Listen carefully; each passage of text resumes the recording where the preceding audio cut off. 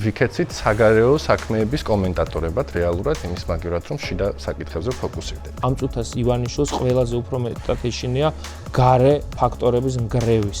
ჩვენ მივაჩვიეთ იმას, რომ ვიღაც სხვამ უნდა გააკეთოს ჩვენი საქმე. უკვე იმდენია გაკეთებული, რომ ეხლა ჯერი უკვე დასავლეთზეა რა. ჩვენ უნდა ვიყოთ ყოველთვის მზად, ეს მოხდება ერთ დღეში, ორ დღეში, 10-ში თუ ერთ წელში თუ როდის მოხდება. მოლოდინები რომ აი მეგობარ აქს რომ მიიღებენ, მაშინ ჩამოიშლება ქართული ოცნება, აი ბიზნეს რო დაასანქცირებს ბრიტანეთი, მაშინ ჩამოიშლება. დიდი მნიშვნელობა აქვს უკრაინას, დიდი მნიშვნელობა აქვს რუსეთის მდგომარეობას, დიდი მნიშვნელობა აქვს ორბანის არჩევნებს. გამოდის თუ არა ტექნიკურად ისე რომ უფრო მეტად ხალხის საქმეს უფრო ქონია მნიშვნელობა. ხოლო ის, ვინც პროპაგანდას მოუგებს შიდა საკითხებზე ფოკუსირებით და წალეკავს პროპაგანდის ტყუილებს, ის იქნება უკეთესი ალტერნატივა და აი როგორ დაუშვებს ამას რუსეთი, მაშინ როცა ესე ჭირდება ეს ქვეყანა. რეალური ალტერნატივის არ ქონ არის თავარი პრობლემა ეხლა დღეს ოპოზიციური დღის წესრიგის. რუსეთი და ივანიშვილი არიან მოკავშირეები და მათ აქვს მოკავშირეები არიან. რუსეთი ეხა ისეთი სუსტია, როგორც არასდროს არ ყოფილა, ხო? თავარია რომ არსებობს იმედი ჯერ კიდე და შესაძლებლობა რომ მედისული იქნება. ეს ქვეყანა გადავარჩინოთ.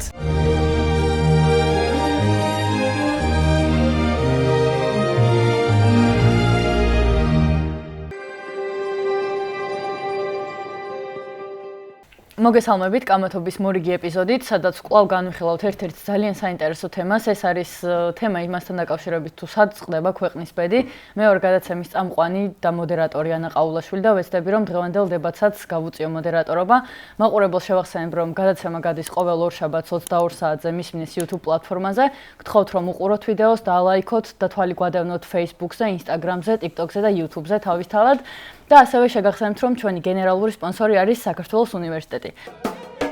მომავალი კი მათია, ვინც წარსულის გააზრებით ხვალინდელ დღეს ქმნის.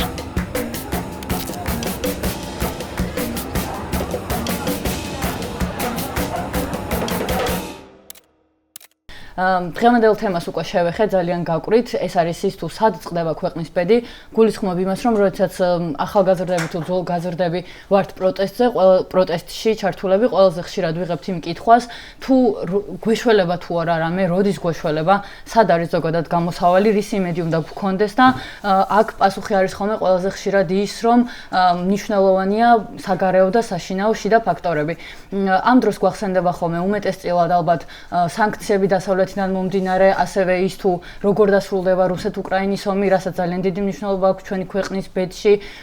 ასევე უმნიშვნელოვანესია მზარდი არის თუ არა საქართველოში პროტესტი და ზოგადად არსებობს და გრძელდება თუ არა და ასევე ისიც ძალიან მნიშვნელოვანია საქართველოში არსებობს თუ არა ალტერნატივა, რომელიც კონკურენციას გაუწევს მმართველ პარტიას, ეგრეთ წოდებულ მმართველ პარტიას. რა თქმა უნდა, ორივე მხარე არის ძალიან მნიშვნელოვანი ფაქტორი, თუმცა დღეს აი ამ საკითხზე სადებატოდ საკამათოდ მოვიწვიეთ ჩვენი სტუმრები, ლევან სანიკიძე, პარტია ერთიანი ნაციონალური მოძრაობის პრესპიკერი და დავით ჭინჭარაძე, თავისუფლების ფონდის დამფუძნებელი და ასევე აქტივისტი, პოლიტიკური აქტივისტი. დიდი მადლობა პირველ რიგში მობრძანებისთვის. მადლობა მოწვევით. ეჭვი არ მეყარება, რომ ძალიან საინტერესო დებატი გამოგვია, ჯერ მხოლოდ იმიტომ, რომ ძალიან საინტერესო თემა არის, რომელი უფრო არის დომინანტური წამყვანი საკითხი იმასთან დაკავშირებით, თუ რა ბედი ეწევა ქვეყანას და შემდეგ იმის გამოც, რომ თქვენ დარწმუნებული ვარ ძალიან კარგად გართმევთ თავს და მაყურებლის გონებამდე ძალიან კარგად მიიტანთ თქვენ სათქმელს თუ რისი იმედი უნდა გქონდეს უფრო მეტად. გთხოვთ რომ გაიცნოთ მაყურებელს თქვენი თავი წარუდგინოთ და ასევე ძალიან მოკლედ დებატამდე გითხრათ რომელ მხარეს უფრო მიაკუთვნებთ თქვენს თავს. დავით, შეგიძლიათ დაიწყოთ. გამარჯობა, მადლობა მოწვევისთვის. მე ვარ დავით ჭინჭარაძე, როგორც აღნიშნეთ, ამჟამად პოლიტიკური აქტივისტი უფრო ვარ, იმიტომ რომ ვარ სამოქალაქო სექტორში ჩართული, მათ შორის თავისუფლების ფონდით და სხვადასხვა ინიციატივით და ამ დროის განმავლობაში ხშირად მუშაობდი სანქციების თემაზე, საგარეო საკითხებზე, იქიდან გამომდინარე ხან საქართველოში ვარ, ხან საზღვარგარეთ და ზუსტად ამან მიმიყვანა დასკვნამდე, რომ რეალურად ქვეყნის ბედი მთლიანად გადაწყდება შიგნით და ალბათ 90% მუშაობის და კამპანიის ზუსტად შიდა საკითხებზე, შიდა სტრატეგიებით და ისევ საქართველოს შიდა წნეხის გამაგრებით მიიღწევა. რაც უფრო მალე დავიჭერებთ ამას, ჩემი აზრით, მით უფრო მალე დადგება ცვლილება და რეჟიმი ჩამოიშლება. მადლობა, ლევან. მოგესალმებით, მე ვარ ლევან სანიკიძე, ერთიანი ნაციონალური მოძრაობის წევრი.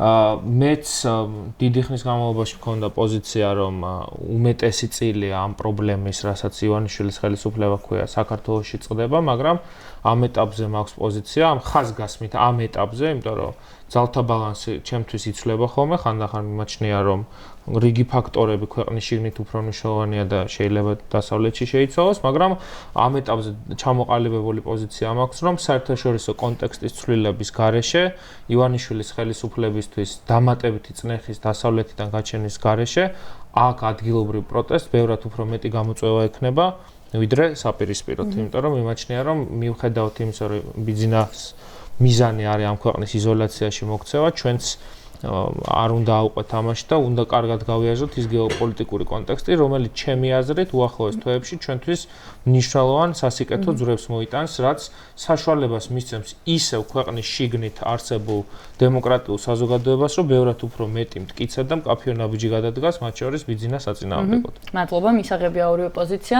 წესებს გაგაცნობთ, მაყურებელსაც შევახსენებთ ძალიან მოკლედ, რომლის ფარგლებშიც უნდა ვეცადოთ რომ ვიდებატოთ. ეს არის სულ 3 ბლოკი. პირველი ბლოკი იქნება 5 წუთიანი რაუნდები, სადაც შეგეძლებათ რომ თქვენი პოზიცია დააფიქსიროთ უფრო ღრმად ჩაშალოთ არგუმენტებით თუ მაგალითებით. ეს 5 წუთი იქნება თავიდან ბოლომდე თქვენს განკარგულებაში და არავინ არ ჩაერევა.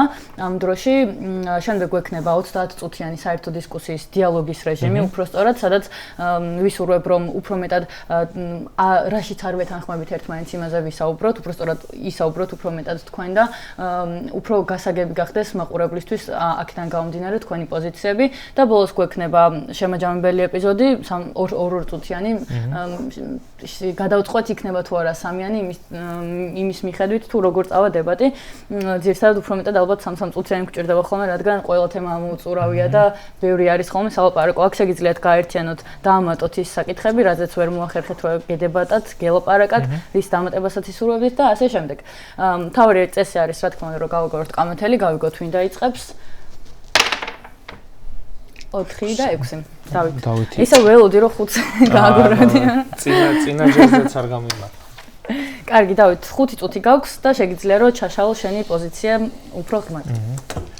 ჩემი პოზიცია რეალურად ეფუძნება სხვადასხვა ქვეყნის პროტესტების ანალიზს რა. როდესაც ჩვენ ვნახეთ რომ შევედით გრძელვადიან პროტესტში, თავიდან ოპოზიციამაც უნდა ვაღიაროთ რომ კარგად იმუშავდა სამოქალაქო საზოგადოებამაც იმისთვის რომ რეჟიმის საერთაშორისო იზოლაცია მოხდარიყო. ლეგიტიმურად ის არ აღიარეს და ეს კარგი იყო და ეს ისეთი ეტაპია რომელიც გავიარეთ, მაგრამ რეჟიმი ვიცით რომ დგას არამხოლოდ საერთაშორისო იზოლაციაზე, ასევე შიდა ლეგიტიმაციის პრობლემაზე და თბილისში მართლაც ეს პრობლემა დადგა რეგიონებში, დადგა ინდონეზე რომ მოუწია რეჟიმს არჩევნების გაყალბება, მაგრამ რეგიონებში, ცალკეულ რეგიონებში ჯერ კიდევ საკმაოდ ბევრი ადამიანი უჭერს ხარს ქართულ ოცნებას, იმიტომ რომ საინფორმაციო ომს, როგორც ასეც ჯერჯერობით ქართული ოცნება იგებს.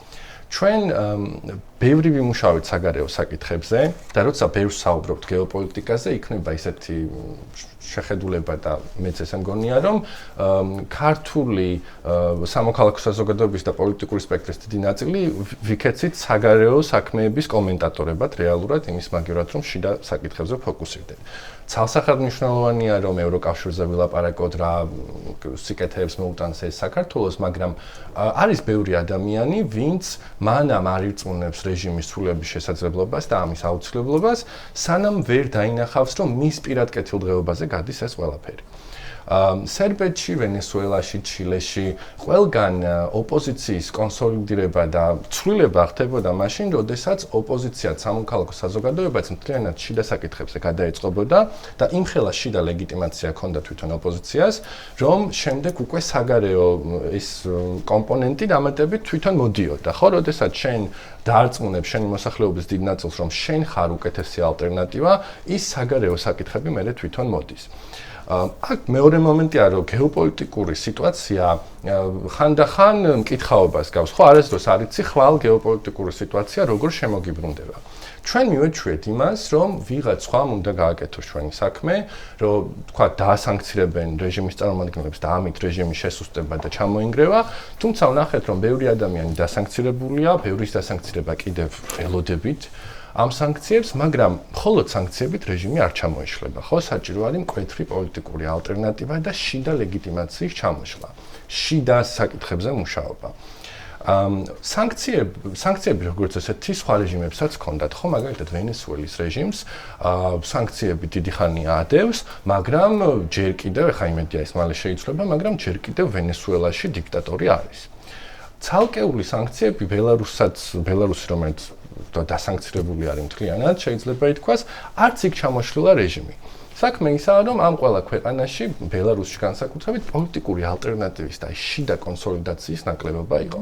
ჩვენთანაც მე ამ რისკს ვხედავ, რომ ჩვენ მთლიანად ბოლო დროს ვსაუბრობთ იმაზე, თუ მეგობარ აქტს მიიღებენ თუ არა, ბრიტანეთი დაასანქცირებს თუ არა ქართული ოცნების წევრებს ქიმიური იარაღით და ეს ცალსახად ხანმნიშვნელოვანია ქიმიური იარაღზე, რაც დაიდო და ამაზე არ ვამბობ, რომ არ უნდა ვიმუშაოთ, მაგრამ ვთვლი, რომ ახლა 80% სოციმედიაში ნარატივის არის იმაზე, რომ საგარეო აქტორები რას გააკეთებენ, ანუ ის ქვეყანა თუ ეს ქვეყანა რა სიტყვის და ჩვენც ამაზე ვკომენტირებთ, იმის მაგივრად რომ ვთქვათ, რა შიდა საკითხებს იქნება ეს ჰაერის მოწამვლა, თუ მაღალი ფასები, თუ ვთქვათ, სხვა რაღაცები შეუძლიათ საკმარისი ადამიანების მობილიზება, გაბრაზება და რეჟიმის წინააღმდეგ ბრძოლაში ჩართვა.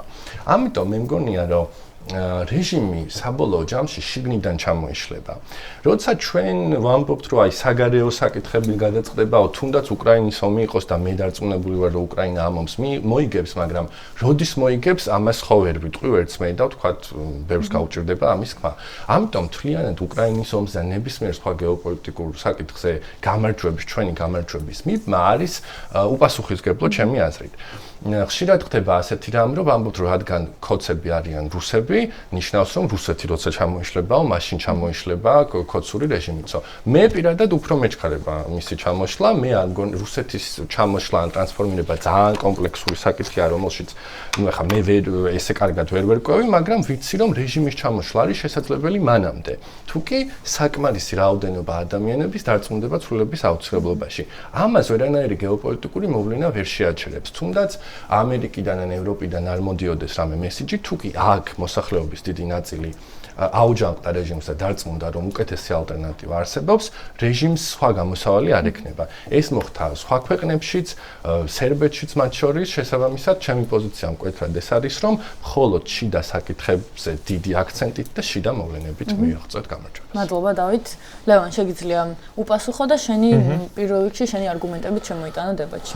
კი ბატონო, მე მაქვს ესეთი მოსაზრება, რომ რა თქმა უნდა, პრინციპული მნიშვნელობა აქვს ქვეყნის შიგნით სამუშაოს გაწევას, რეალური ალტერნატივის შექმნას ოპოზიციურ ფლანგზე, უფრო მეტი ადამიანის დარწმუნებას, რომ ხელისუფლების ცვლილების არ ეშინოდეს, არც რევანშის ეშინოდეს, არც ომის დაწყების ეშინოდეს, რა თქმა უნდა, ანუ მე არ მაქვს ეს რაღაცა მუქთახორული პოლიტიკა, რომელიც გულისხმობს, რომ სახლებში უნდა წავიდეთ და დაველოდოთ დასავლეთი როდის რას გააკეთებს. უბრალოდ მე მიმაჩნია, რომ მათ შორის იმ ნიჰილისტური ტალღისთვის, რომელიც ქვეყნის შიგნით არსებობს, რომელიც ოპოზიციურ სპექტრშიც არსებობს, პოლიტპატიმრების ოჯახებშიც არსებობს, ბევრგან არსებობს, ხო ეს ნიჰილისტური ტალღა. ამის გადალახვის ერთ-ერთი მთავარი საშუალება გარდა ქვეყნის შიგნით აქტიურობის არის, რა თქმა უნდა, ქვეყნის გარეთ იმის დანახვა, რომ ჩვენი მეგობრები აქტიურობენ. აქ მე რას დავაკვირდებოდი და ცალსახად ვიტყვი ამას და ეს განსაკუთრებით იმ ადამიანებთან საუბრის შემდეგ მივედი ამ დასკვნამდე, რომელიც ნაკლებად არის პროტესტში ჩართული, მაგრამ ივანიშვილის მოწინააღმდეგეა. ჩვენ როდესაც საუბრობთ, რომ ბიზნეს უკან დგას რუსეთი და ეს ცალსახად ასეა, შენს გსურს რომ იგრძნო, რომ შენს უკანაც დგას დიდი ცივილიზებული სამყაროს ძალა.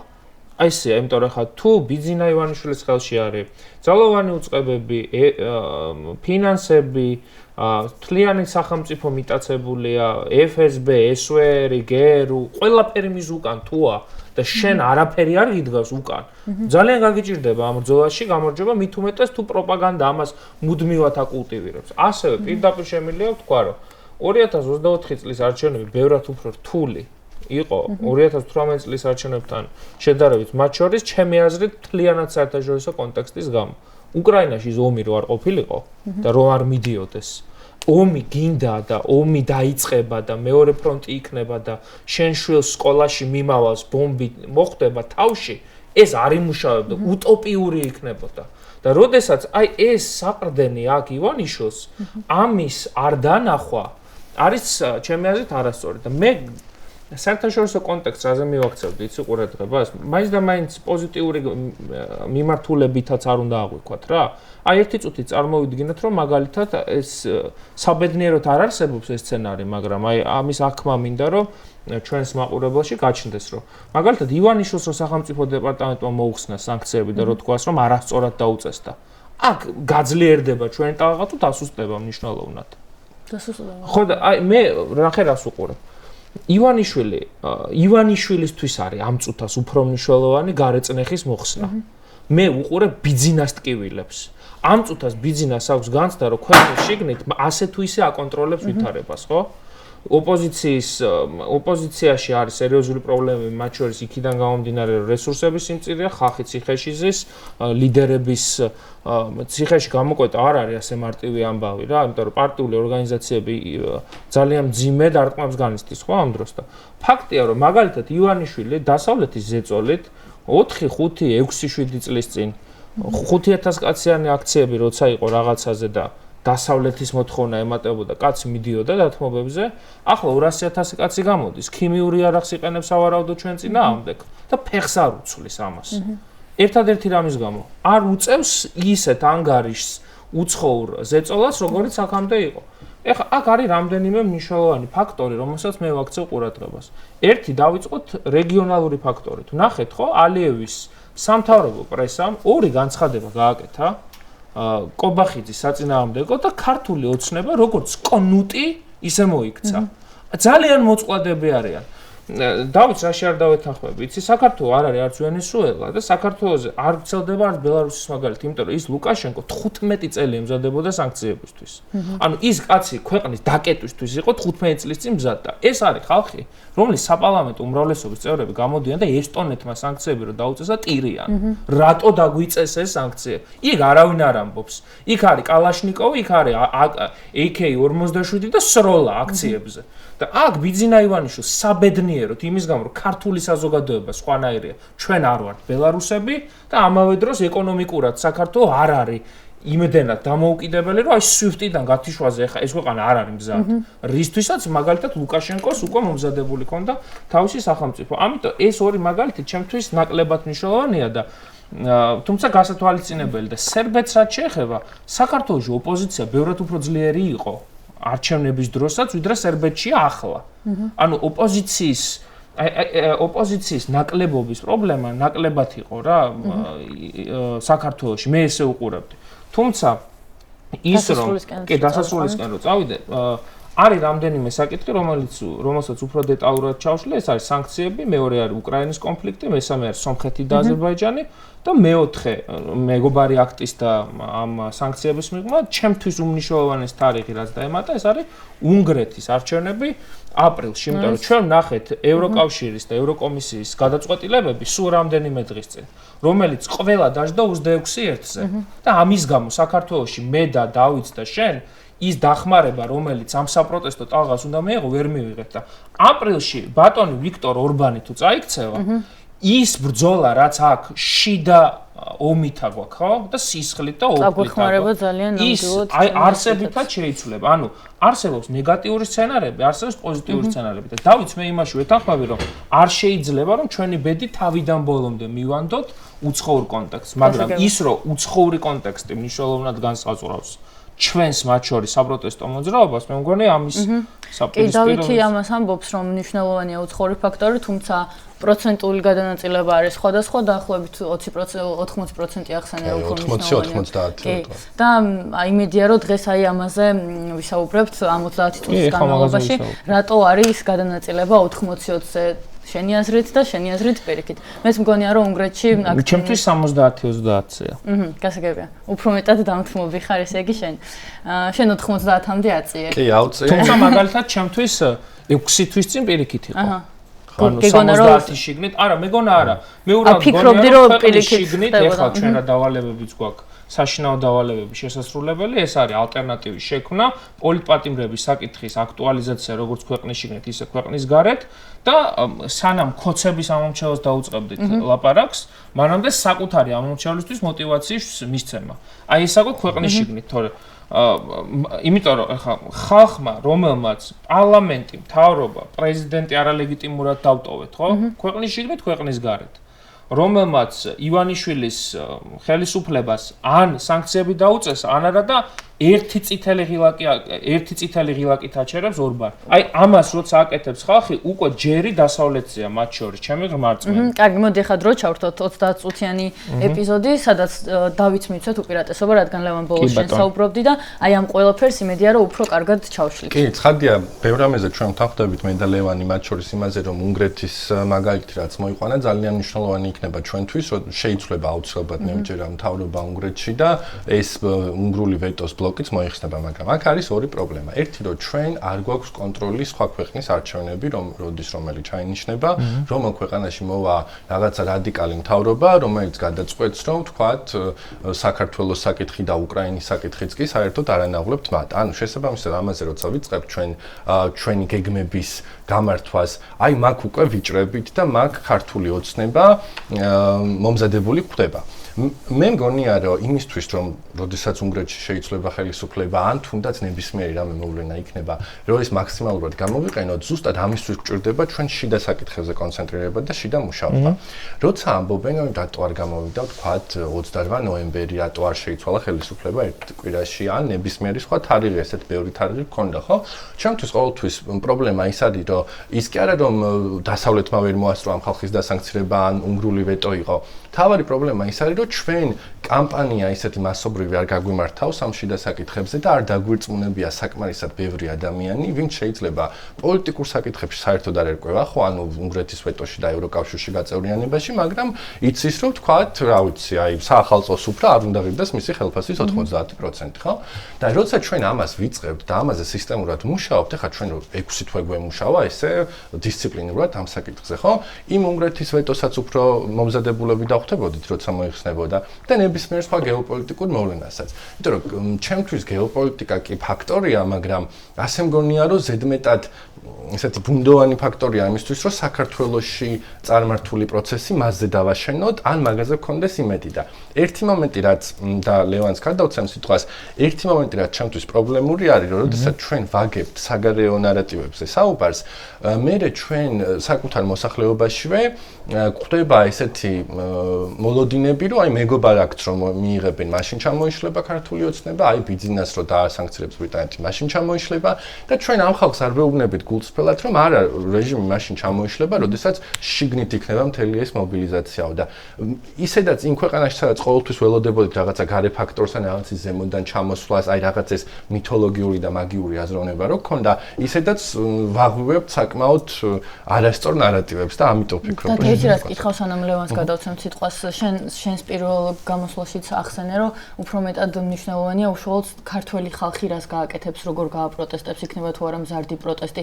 ეხლაც ისაუბრე, რომ უკეთესი იქნებოდა თუ რაღაცებს უფრო კარგად გავაკეთებდით, მაგრამ სანამ ლევანს დაუთმობდეთ დროს, აი უფრო მეტად რომ თუ ამაზე რომ ისაუბრო, რა გგონია უფრო სწორი, რა უნდა გავაკეთოთ, იმიტომ რომ აგერ უკვე 1 წლის განმავლობაში მეტი არის ვიდრე 1 წელი, აღარ ვსაუბრობ საერთოდ იმაზე, ამ 1 წლის წინ რომ წლებია უკვე ვაპროტესტებთ და ხალხი ვდგავართ ქუჩაში 5 და 6 წლის განმავლობაში და უწყვეტად ბოლო 1 წელი და მეტი, აი უფრო მეტად რა შეიძლება გავაკეთოთ იმ პირობებში, როცა არჩევნები როცა იყო ჩასატარებელი, ყველა ფეხზე დავდექით და რაც შეგვეძლო გავაკეთეთ, მოხალისეებად ვიქეცით, პოლიტიკოსებად ვიქეცით ახალგაზრდები და ჩვენ საქმეს მოვწყდით. ვინც იყო ისედაც ჩართული ამ საქმიანობაში და ვისთვისაც ეს მნიშვნელოვანია, მე მგონია რომ იხარჯება იმდენად, რამდენადაც შეუძლია და შენ რა გგონია, კიდე რა უნდა გავაკეთოთ იმაზე მეტი, ვიდრე ახლა ვაკეთებთ, რომ ქვეყნის შიგნით მოვახდინოთ ის, რაც მოსახდენია. კი, მე მგონია ამაში ვთანხმდებით, რომ ჩვენ 1 და 2 წელი კი 13 წელი აქ ვინც ვიყავით, ყოველ შემთხვევაში ამ რეჟიმის რუსულობას 13 კი და ეს 13 წელი ვხედავდით და ახლა უფრო მძაფრია და პრობლემა ის კი არ არის, რომ თქვა, ვინც ისედაც რუსთაველზე დგას, მეტი კიდე რა გააკეთოს, ან ვინც ისედაც დაირაზმა და 24 საათი იდგა საარჩევნო უბანზე, მან კიდე რა გააკეთოს მეტი. პრობლემა არის ახალი ხალხის შემოყვანა, ეს ერთი და მეორე ეს არის ინფორმაციული ომი. ქართული ოცნება ძალიან კარგად ესე შემოაგდებს რაღაც თემას და მე მთელი ბაბლი და მთელი მოსახლეობა, ვინც აქეთა მხარეს ვართ, განხილვებს ვიწყებთ საკუთარ თავშივე, რა არის უფრო სწორი, რა არის არასწორი და გვიწევს თავის მართლება ქართულ ოცნებასთან ხშირად. ამის მაგივრად ჩვენ რო ერთი თვე მაგალითად ქართული ოცნებისთვის შეგვეტია კონკრეტული მესეჯი. მათ დღის წესრიგზევს ხედავთ და ის ადამიანები, აი ონლაინ საინფორმაციო შეტევის წარმართვას არ ჭირდება რუსთაველზე გამოსვლა, ხო? ბევრი ადამიანია, ვინც ხედავდა ასრ აქციებში, ახლა სამწუხაროდ ვეღარ ხედავს, ჩემთვის სამწუხაროდ და ამ ხალხს შეუძლია რომ ეს ონლაინ მუშაობა წარმართონ. მეორე საკითხია რომ იმ ნეიტრალური ამომრჩევლის ან კიდევ არსებობს ნეიტრალური არსებობს, მე მგონია რომ არსებობს. სხვა საკითხია რომ მე არ ვემხრობი იმ პოლიტიკოსებს, ვინც ნარატივს იქოცებენ და ანუ ქოცურ ნარატივზე გადადიან იმისთვის, რომ ამ ხალხს მოეწონონ, მე არ მგონია ეს სწორი. მაგრამ ეს ხალხი არსებობს, ვისაც ჭირდება რომ საკუთარ კეთილდღეობაში დაარწმუნო და იმაში რომ ქართული ოცნების ალტერნატივა არსებობს. და ასევე იმაში, რომ ის, რასაც ისინი ისმენ რეგიონებში არის ტყუილი. და ეს იმიტომ ხდება, რომ ეხლა ქართული ოცნება შემოიტანს რაღაცა ვთქვათ, რავი, აი განათლების რეფორმას ეგრეთ წოდებულს და ჩვენ ახლა ვიწყებთ ამაზე საუბარს და ესეც პროგრესია, რომ ახლა ჩვენ დავიწყებთ შინაარსობრივი განხილვა, რომ რატო არის ეს რეფორმა ცუდი, მაგრამ ძალიან დიდი ხნის განმავლობაში რაღაცა პროვოკაციას წამოგვიგებდა ქართული ოცნება და ჩვენს ჩვენს შიდა ბავშვი მყოფ ხალხს უპირისპირდებოდით. ამიტომ საკითხს მე ისე არ ვაყენებ, რომ ისი გაკეთება შეგვიძლია კიდევ რამდენი დღე უნდა ვიდგეთ აქციაზე, არამედ ის, რომ როგორ შეგვიძლია ჩვენ ვთქვათ, რომ აი პირობითად მე თუ დღეში 2 საათი მაქვს თავისუფალი, ის 2 საათი ყველაზე ეფექტურად როგორ დავხარჯო ამ წინააღმდეგობას. ლევან, შენ რას ფიქრობ ამასთან დაკავშირებითაც და მანამდე გაჟღერებულ თემებზეც? ამასთან დაკავშირებით პირველ შემიძლია ვთქვა, რომ მთავარი დღის წესრიგი რაც აქვს საპროტესტო ელექტორატს აქტივისტებს, პოლიტიკოსებს, პოლიტიკურ პარტიებს არის რეალური ალტერნატივის ჩამოყალიბება. მე ამ მოვლენას ესე შევხედავდი რა, ეროვნული მოძრაობა იყო ამ ქვეყნის ისტორიაში ყველაზე ეფექტური და მძლავრი საპროტესტო მოძრაობა, რომელიც ვერ მიაღწევდა წარმატებას საგარეო ფაქტორების გარეშე. ისიც კი არათუ ეს მოძრაობა, რომელიც მრავალრიცხოვნობით აქციების რაოდენობით არ ჩამოუვარდება, მაგრამ ღიად თქვათ ორგანიზაციული თვალსაზრისით ან ლიდერის თვალსაზრისით ახლა ზვიად გამსახურდია და მერაბ კოსტავა როდესაც გლიდერობენ, ძალიან დიდი ფუფუნებაა. ლიდერის თვალსაზრისით აქ სერიოზული პრობლემა გვაქვს, ხო? ახლა ლიდერის ძებნა და რაღაცა კასტინგების ჩატარება ჩემი აზრით ახლა აუცილებელი არ არის, მაგრამ მე იმის ხაზგასმა მინდა, რომ ყველაფერს ჭირდება თავისი საერთაშორისო კონიუნქტურა. ქართული ოცნების პროპაგანდისტული მედია ამ თვალსაზრისით შეიძლება მნიშვნელოვან დაკვირვებას იმსახურებდეს. ჩართეთ ნებისმიერ დროს მათი რაღაცა რომელიმე საშუალება, ან იმედი, ან პოსტივი, ან რუსთავი. ძირითადი წილი მოდის საერთაშორისო კონტექსტის განხილვაზე. რატო? იმიტომ რომ ისინი თვლიან, რომ ამ წუთა საერთაშორისო კონტექსტი არის საკოცო. ანუ კოცებისთვის მისაღებ საერთაშორისო კონტექსტს ხედავენ რა, რომ აი ომია უკრაინაში, შენ ხო არ გინდა აქ ომი, აი იქ ვითომ აი სანქციები არაეფექტური, აგერ უნგრეთი არ აწესებინებს სანქციებს და აი მეგობარი აქტი ვერ მიიღეს და ანუ ეს საერთაშორისო ძალა, რომელიც არსებობს, ხო, იმიტომ რომ ეხლა ჩვენ რაც არ უნდა ვიძახოთ, რომ აი ამისგან იზოლირებულები ვიყოთ, ეს ბიზნეს უნდა რომ ეს ქვეყანა იზოლირებული იყოს და მარტო რუსული ძალა დარჩეს ამ ქვეყანაში, იმიტომ ერთი წამით არ ვუშვებ, რომ ჩვენ მარტო ბიზნა ივანიშვილს ვეძვით და ერთი-ერთზე ვართ.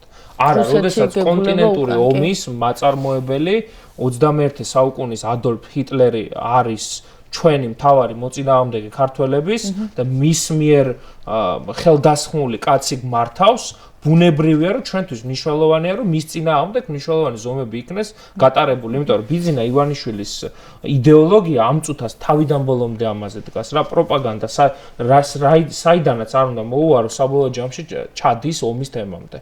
და ეს ომის თემა მე წინასაარჩევნოდაც განსხვავებული პოზიცია მქონდა, არ ვიზიარებდი მათ შორის, არც საკუთარი გუნდის პოზიციას, რომ ჩვენ უნდა მიგვეტოვებინა და ქართული ოცნებისთვის მოედანზე არ გავსულიყავით სათამაშოდ. ეს იყო ძალიან დიდი შეცდომა.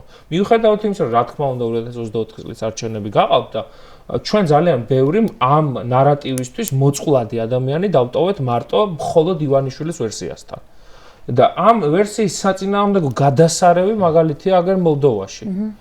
რამის ხო ვიგონებთ მოლდოვა, რომელიც არის თან უკრაინის მეზობელი, რომლის ტერიტორიაც არის ოკუპირებული და რომელიც თვითონ მოსახლეობის ხარდაჭერის თვალსაზრისით ბევრად უფრო პრორუსულად შეიძლება ჩავთვალოთ, იმიტომ რომ მინიმუმ 40% მაინც რაღაც სიმპათიებს ავლენს რუსეთის მიმართ საქართველოსგან განსხვავებით. ამ სახელმწიფოში ერთი ტყვია არ გასროლილა. ევროკავშირში საქართველო, უკრაინა, მოლდოვა ტრიოში უკვე პირველ ადგილზე არის აწეული. და ეკონომიკურად ძალიან სწრაფად ვითარდება. სტაბილური ხელისუფლება ყავს და არათუ სანდუს პრობლემა შეექმნა საპარლამენტო არჩევნებში, ერთპიროვნულად მოიგო. და ამიტომ ამბობ, რომ ანუ ჩემთვის თავარი არის, რომ ჩვენ შესაბამისი მომენტისთვის ვიყოთ მზად და ამ მომენტისთვის ასე მოლოდინის რეჟიმში კი არ ვიყოთ. ეს მზადება ჩვენ თვითონ დავაჩქაროთ, რომ არ შეიძლება სწრაფად და მე მოვიდეს. ეს მომენტი გამოვიყენოთ. იმიტომ რომ მე ესე უყურებ, რეალური ალტერნატივის არ ქონა არის თავარი პრობლემა ეხლა დღეს ოპოზიციური დღის წესრიგის. ხალხს სჭირდება, იმიტომ რომ ხალხ არის ძალიან ოპოზიციურად განწყობილი ნაწილი, რომელიც ან ყოველდღიურად არის ჩართული პროტესტში, ან ფინანსურად ეხმარება ფონდებს, ან მინიმუმ დიდაქციებზე მოდის რა, უფრო მნიშვნელოვან თარიღებზე. არის ქოცური ნაწილი და არის ნეიტრალურს ვერ ვიტყვი, უფრო ანტიბიძინა განწყობის, მაგრამ აი რო არ გიждდება ამ ოპოზიციური. აი მაგაზე უნდა მეკითხა ზუსტად. ეს შუა ამომრჩევლის. ოღონდ შუა პარტიების ხარდამჭერს არ გულისხმობ. ინერტული ვინც არის პოლიტიკური პროცესის მიმართ. აი როგორ დავარქვა. აი ეს ხალხი ვინც მაგალითად ამ წუთას რუსთაველზე რო გამოივლის, ჩვენ აქციაზე არ ჩერდება და მიდის საახალწლო სოფელში. ეს ხალხი, არა, ახლა ეს ხალხი ხო ამ ქვეყნის მტერი არ არის. უბრალოდ მის ინტერესით ჩამქრალია იმ პროცესის მიმართ, რომელიც შეიძლება სხვაგან მიდიოდეს.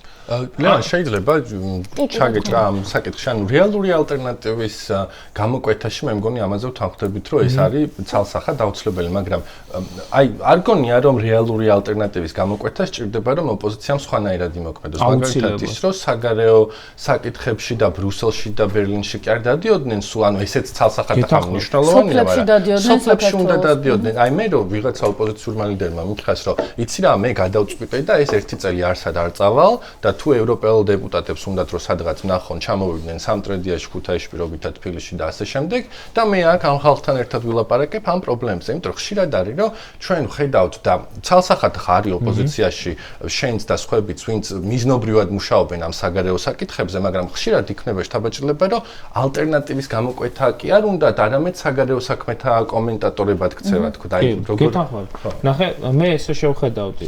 ამ როლის გადანაწილებაში მე მგონია, რომ ოპოზიციას, არასამთავრობო ორგანიზაციებს, სამოქალაქო ჯგუფებს შეუძლიათ 10-15 კაცი არის ნამდვილად კვალიფიკაციით, შესაბამისი ცოდნით, კონტაქტებით, რომლებსაც შეუძლიათ მხოლოდ და მხოლოდ ორიენტირებულები იყვნენ საგარეო ფაქტორზე და მუშაობაზე, უცხოეთში უმეტესად საკუთარი დროის გატარებაზე.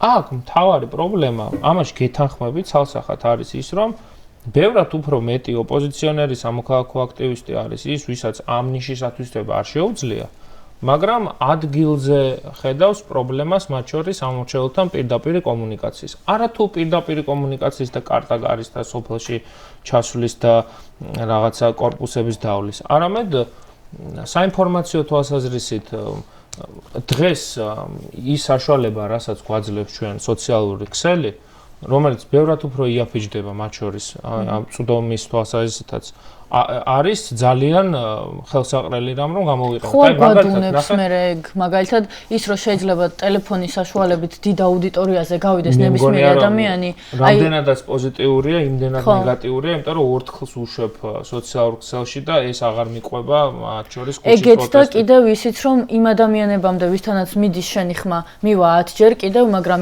იმ ადამიანებამდე ვისთანაც არ მივა, რამდენჯერაც არ უნდა სცადო, ვერასფრით ვერ მიიყვან თუ ფიზიკურად რაღაც არ და დავიცაც ამას უპასუხებდი, რომ მაგალითად მიუხედავად იმისა, რომ რაღაც სახის კონსოლიდაცია მაგალითად საგარეო ურთიერთობებზე ოპოზიციის და სხვადასხვა ჯგუფების მოხდა, აი რეგიონული თვალსაზრისით ოპოზიციური პარტიების რეგიონალური ორგანიზაციების გაერთიანება ან ერთობლივ პროექტში მოხვედრა არ მომხდარა, იმიტომ რომ ეს არის ჩემთვის ყბადაღებული თემა, ეს რეგიონებში გასვლა.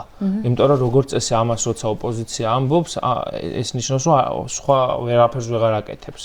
მაგრამ არის იქ ხალხი, რომელსაც გასვლა არ ჭირდება, იქ არის კაცო.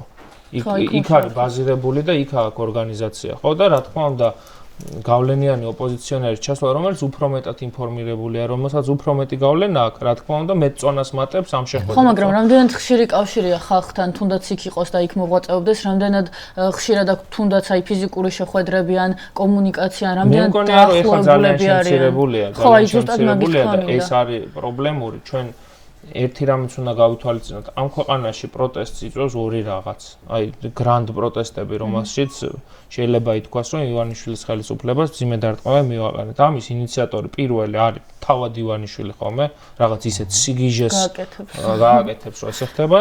და მეორე არის საგარეო ფაქტორი, როდესაც ხალხი ხვდება, რომ შეიძლება ევროკავშირი ისე დაიხუროს, რომ უვიზო გაუქმდეს და აი ამ მიზნით გამოდის უმეტესად, ხო, ხალხი. აი მე მაგალითად აი დავითის მოსაზრებასაც ამის ვიზიარებ რა და ამყარებს მის ლოგიკასაც, რომ ერთხელ მაინც ოპოზიციამ რომ ისეთი ნარატივი შექმნას, რომ თავად გამოიყვანოს ხალხი და ძლავრი პროცესი შექმნას ივანიშვილის წინააღმდეგ, ჯერჯერობით ამის პრეცედენტები ნაკლებად ხო. ამ 13 წლიან პერიოდში უფრო არის ივანიშვილის შეცდომაზე კაპიტალიზაცია.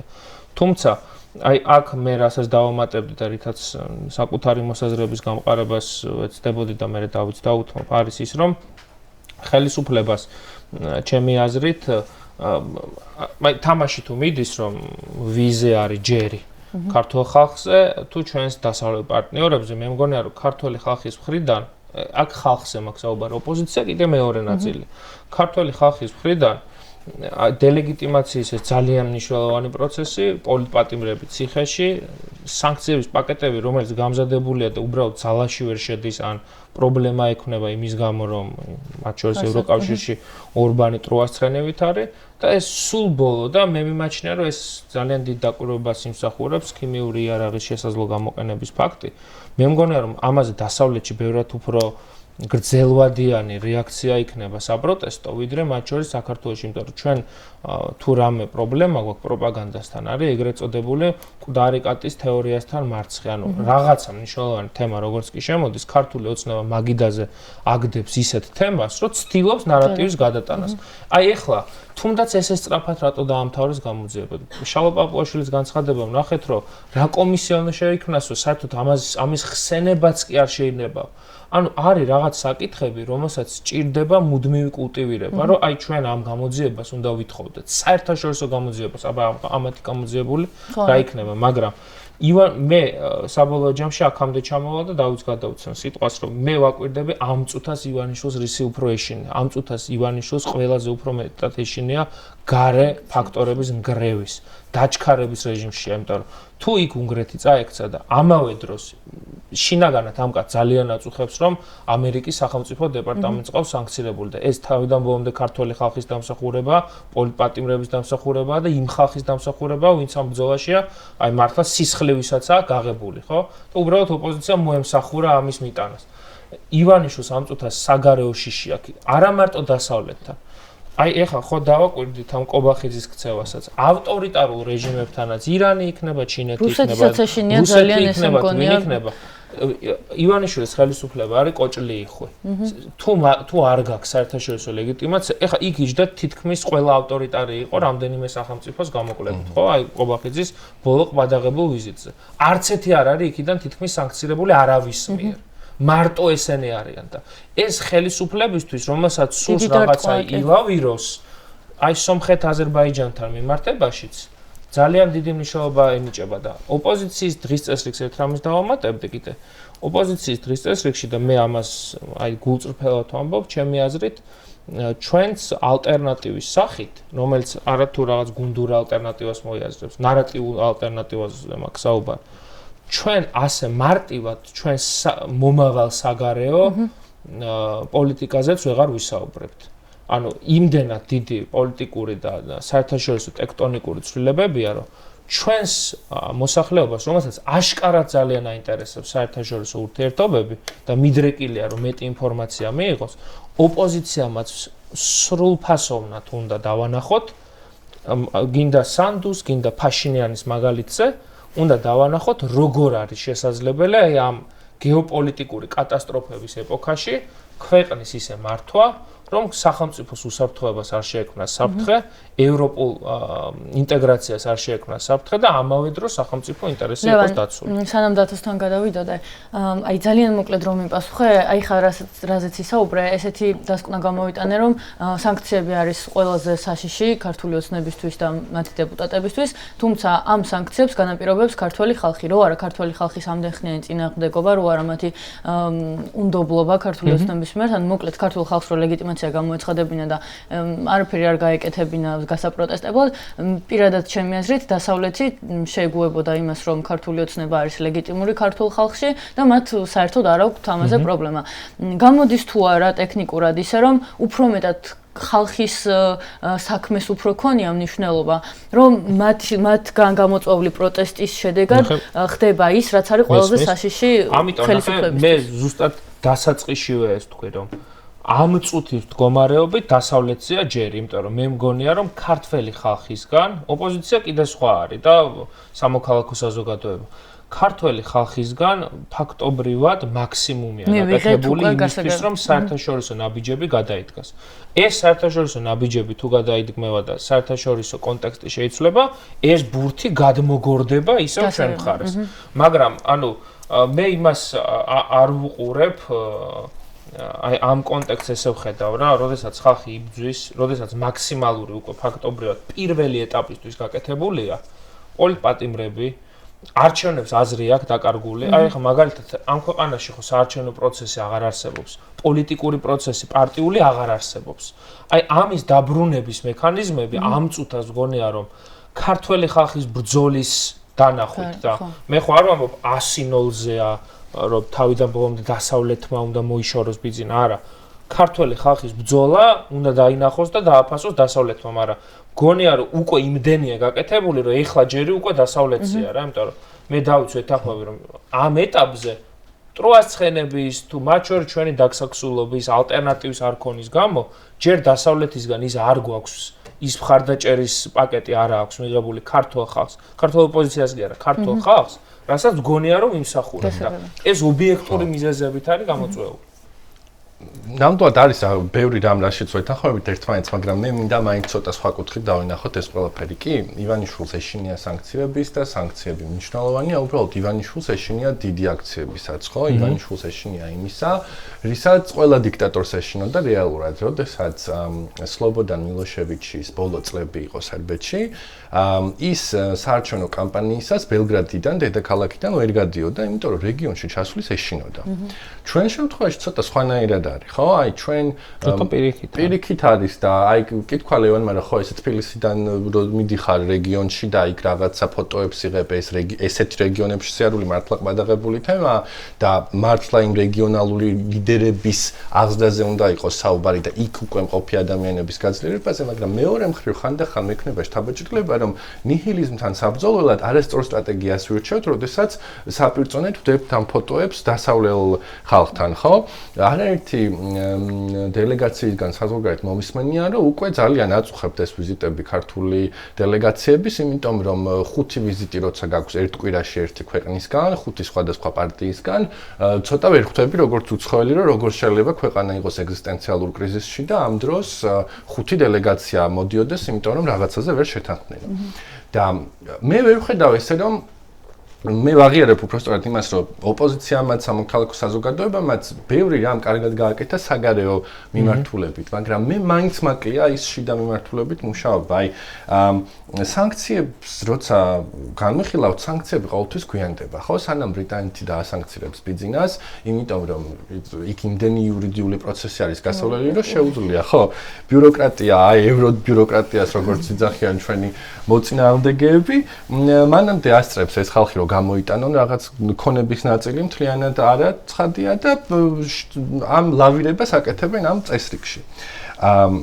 როდესაც ჩვენ ვსაუბრობთ იმაზე, თუ საბოლოო ჯამში რა შეცვლის რეჟიმისთან რა რეაქცია იყო, ლევანს ვეთანხმები, რომ კი ეს ქართულმა ხალხმა გამოიწვია ეს კრიზისი და დასავლეთს მოუწია, რომ არ დაალაგებულიყო ქართულ ოცნებასთან, მაგრამ მეორე მხრივ, თუ დასავლეთი ვერ ნახავს ისეთი მაღალი დონის კონსოლიდირებას ოპოზიციაშიც და ხალხშიც, და კრიზისის ახალ ტალღას რაღაც სხვა გადაწყვეტილებების ძებნა მოუწევს დასავლეთს. ამიტომ მე არ მჯერა როცა ამბობენ რომ საქართველოს არ არის ბელარუსი და ვენესუელა, კი ვთანხმდებით ამაზე რომ ქართველი ხალხი გაცილებით უფრო მაგარია და რაღაც ბევრი რამ გვაქვს განსხვავებული, მაგრამ პრინციპების დონეზე ყველა ავტოკრატიულ რეჟიმს აქვს რაღაცა მსგავსებები. სერბეთი ძალიან დიდი ხანი იყო დასანქცირებული თავის დროზე, როცა იქ იყო ავტოკრატია, სხვა რაღაცების გამო ცხადია, ხა, რევან მაინც ისტორია და ხა არ ესწავლება ეს. ვენესუელაც იყო ძალიან დიდი ხნის წინ დასანქცირებული, მაგრამ მაინც რეჟიმი ცდილობდა და პოულობდა შავი ფულის შემოსვლის გზებს. რეალურად ხო პრობლემა ის არის, რომ რეჟიმს აქვს ფინანსური რესურსი და ადამიანური რესურსი. ფინანსური რესურსის შემცირება სანქციება შეუძლია ნამდვილად ამაში მოვყვები ლევანსაც.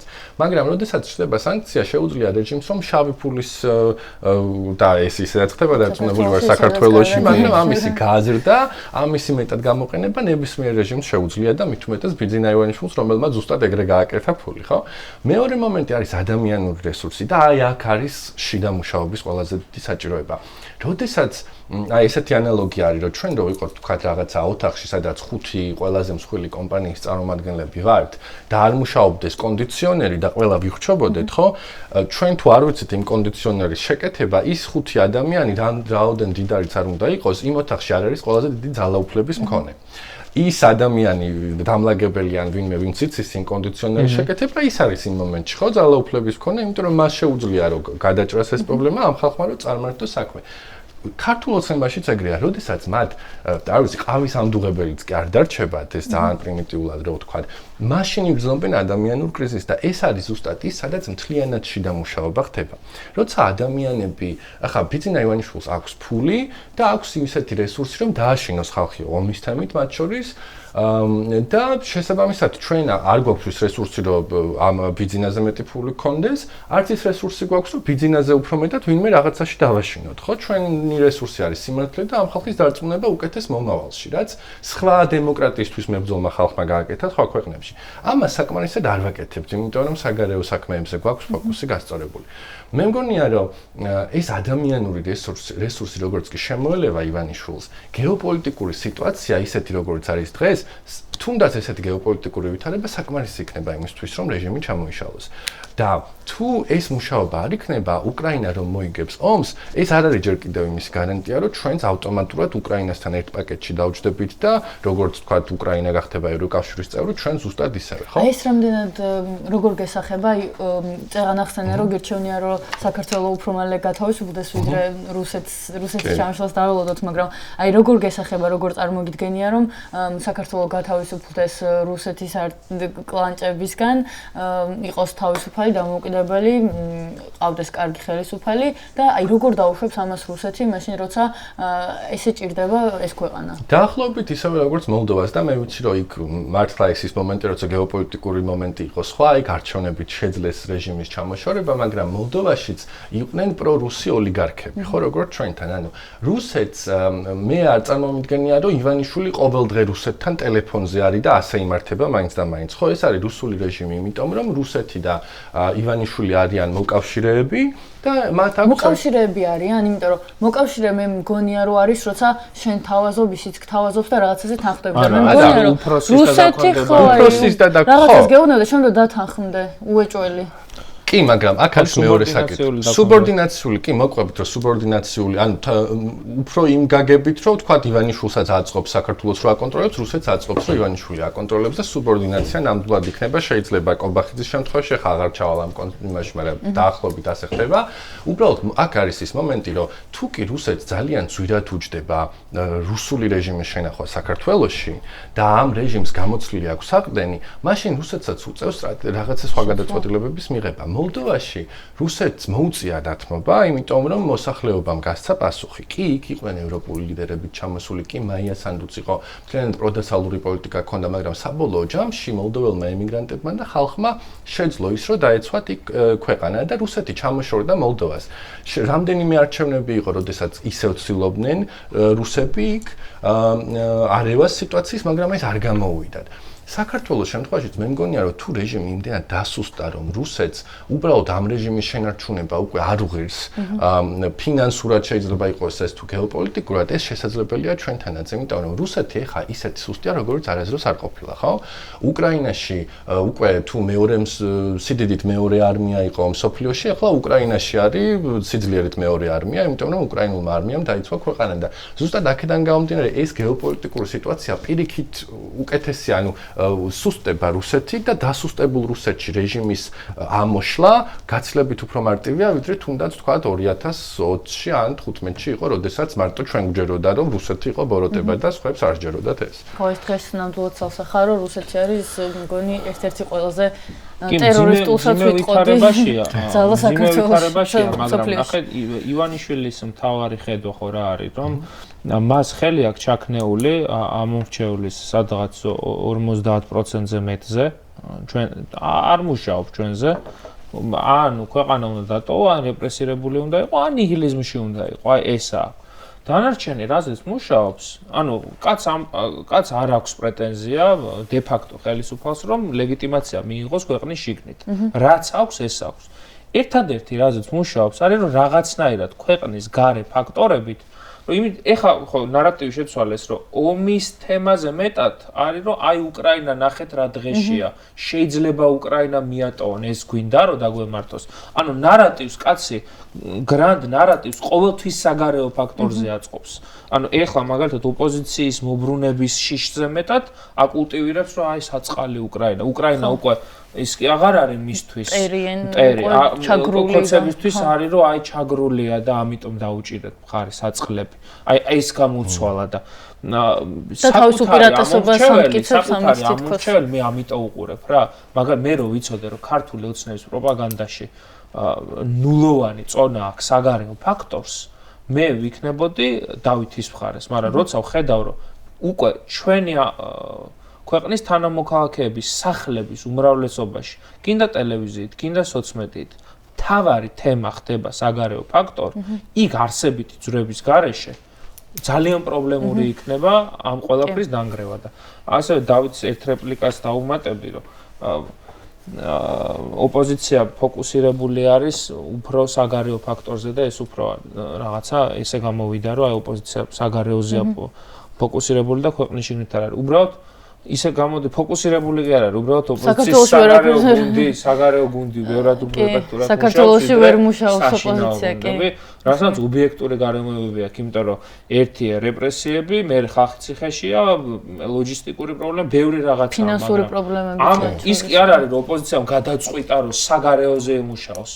არა, უბრალოდ შიგნით იმდენად სერიოზული პრობლემებია, რომ ბევრისთვის თავის ტკივილია ეს და მე ვეთანხმები დავითს რომ მიუხედავად იმისა, რომ მე ვიცავ იმ პოზიციას, რომ ამ თუთა საგარეო ფაქტორები უფრო მნიშვნელოვანია, ქვეყნის შიგნით თუ არ ვემზადეთ, რა თქმა უნდა, ეს საგარეო ფაქტორები გამოცვლას დაიწყებს. აუცილებლად, ჩემი აზრით ესეთი არის, რომ ჩვენ უნდა ვიყოთ ყოველთვის მზად, ეს მოხდება ერთ დღეში, ორ დღეში, 10-ში თუ ერთ წელში თუ როდის მოხდება, ჩვენ ამისთვის უნდა ვიყოთ მზად და ის მომენტი გამოვიყენოთ, როცა ჩვენი მოქმედება იქნება საჭირო. გადავიდეთ შემაჯამებელ ეპიზოდზე, შეგიძლიათ რომ შეაჯამოთ დღევანდელი დებატი, წარმოაჩინოთ თქვენი უპირატესობა როგორც ფიქრობთ ყოველ შემთხვევაში და დაამატოთ რაც გქონდათ დასამატებელი და ვერ ითქვა ჯერ დებატში. მოდი დავით შენ დაიწყე, 2 წუთი გაქვს.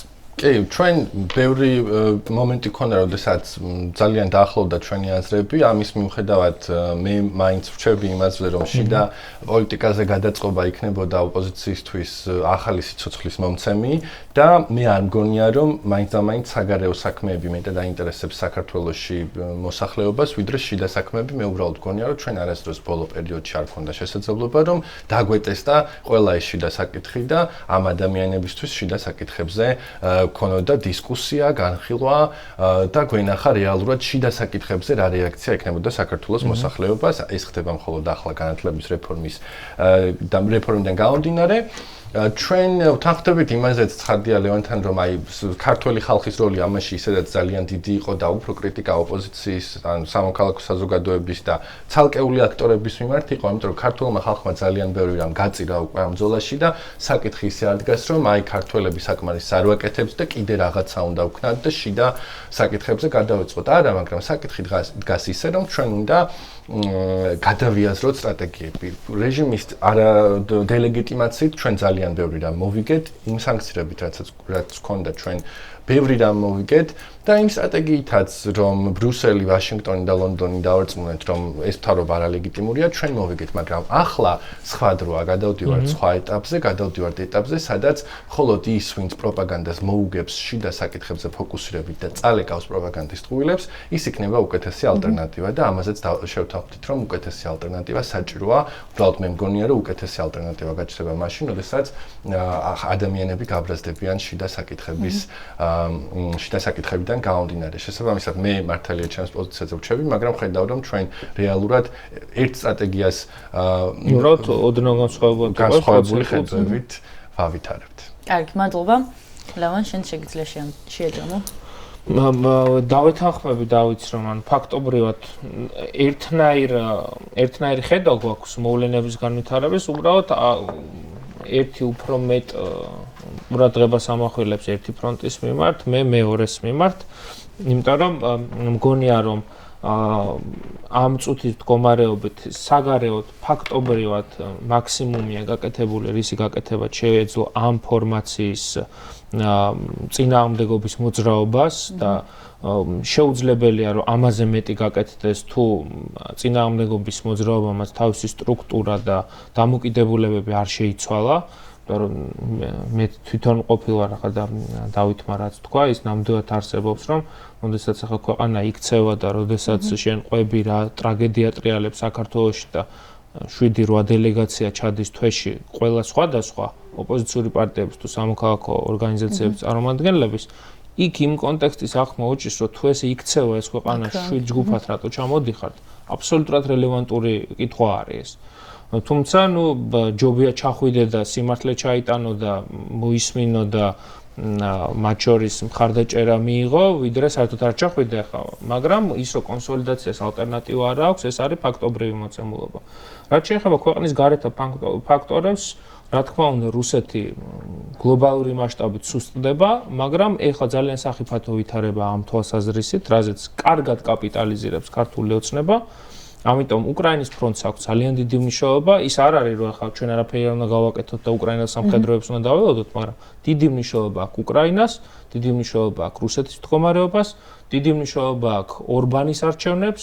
ეს არის რიგი ფაქტორები, რომელსაც ჩვენ უნდა დავაკვირდეთ, რომლებშიც ახლა აქტიური ჩართულობა ფაქტობრივად აღარ შეგვიძლია, იმიტომ რომ ის სანქციების პაკეტები უკვე შექმნილია.